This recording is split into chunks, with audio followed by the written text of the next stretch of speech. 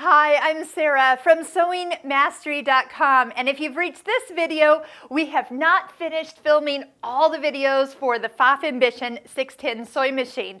So we are doing a video on every page of the manual. And there's usually a good 35-40 videos that we do on this machine. I'm so excited to show you all the different stitches, all the feet that come with it, and you'll have to check them out. If you're wondering about the quilts behind me, they are from our Pfaff Stitching Cosmos online course, where you can learn even more about your sewing machine. So from decorative stitches to accessories to over 25 different sewing techniques that you can do on this machine. So one thing we talk about is the importance of stitching out all your decorative stitches, and we call it a stitch book.